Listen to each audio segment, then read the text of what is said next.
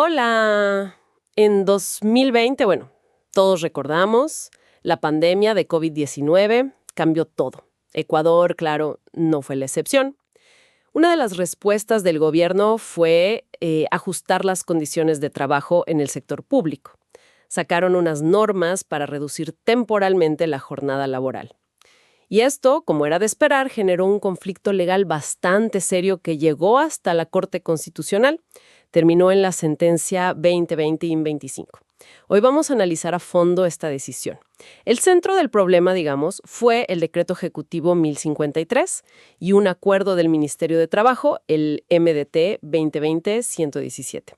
Estos documentos se basaban en la emergencia sanitaria y permitían bajar la jornada en el sector público hasta 30 horas a la semana. Obviamente esto levantó polvo. Hubo varias demandas de inconstitucionalidad.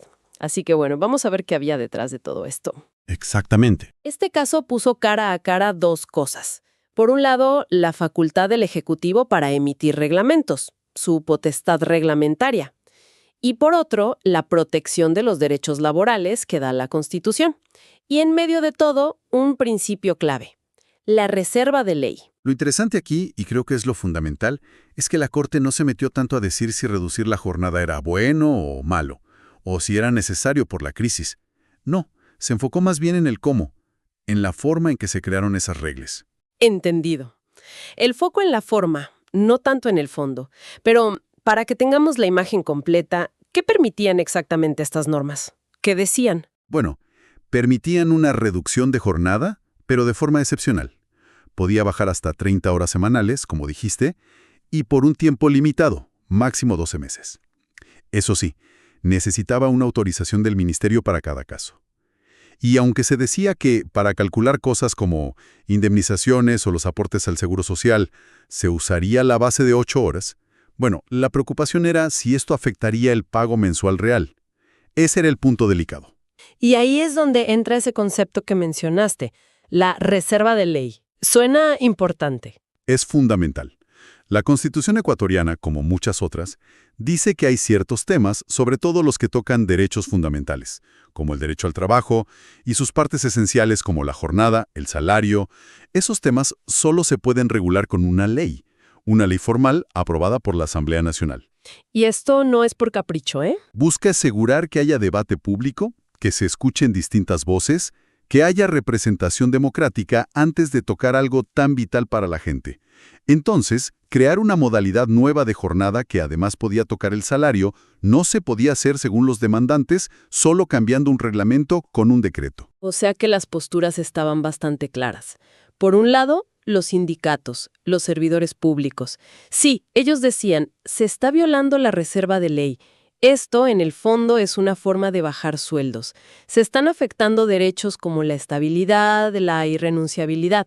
Y el MAS creaba una diferencia injusta con los trabajadores del sector privado, porque para ellos sí hubo una medida parecida en el Código de Trabajo, pero esa sí se aprobó por ley. Ajá.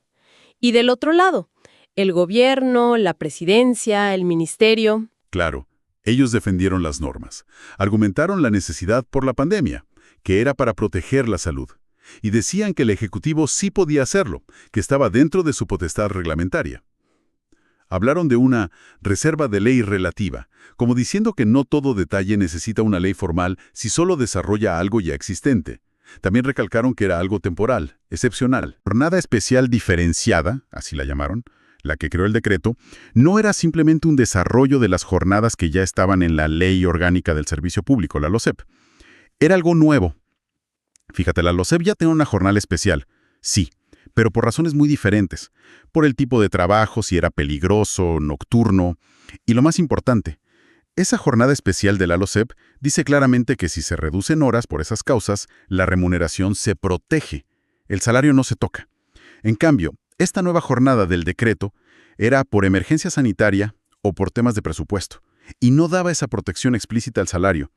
Entonces, al afectar así algo tan esencial del derecho al trabajo como es el salario, la Corte concluyó: esto necesita una ley, no un decreto. El Ejecutivo, digamos, se excedió. Estuvo de acuerdo con la mayoría. Ella planteó en su voto salvado que la norma sí podía leerse como un desarrollo de la LOSEP, de un artículo específico, el 25. Ella cuestionó que la mayoría diera por hecho que se reduciría el salario, porque la norma no lo decía explícitamente. Pensaba que eso era más bien un problema de cómo se aplicaría después, no de si la norma en sí era constitucional o no. Y sugirió algo más, que quizás por el contexto tan extremo de la pandemia, se pudo haber condicionado la norma. O sea, interpretarla de una manera que sí fuera constitucional, en vez de anularla del todo. Interesante ese contrapunto. ¿Y qué pasó en la práctica con la decisión de la mayoría, las consecuencias? Fueron inmediatas. Las normas, el decreto y el acuerdo quedaron sin efecto. Desde que se publicó la sentencia ya no se podían usar para el futuro. Pero más allá de eso, nos deja esta pregunta flotando, ¿no? ¿Cómo encontrar el equilibrio? ¿Cómo actuar rápido en una crisis sin saltarse las reglas constitucionales? Entonces, si tuviéramos que sacar la lección principal de todo este análisis, ¿cuál dirías que es? Yo creo que la sentencia reafirma algo muy fuerte, que los procedimientos que marca la Constitución, como esto de la reserva de ley, no son adornos, no son algo que se puede ignorar en una crisis. Son garantías. Protegen nuestros derechos y el equilibrio entre los poderes del Estado.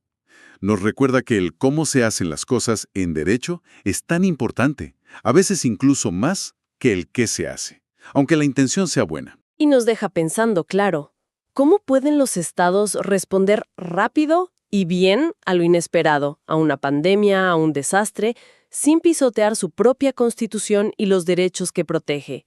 ¿Qué herramientas necesitan? ¿Qué controles? ¿Cuánta flexibilidad es adecuada?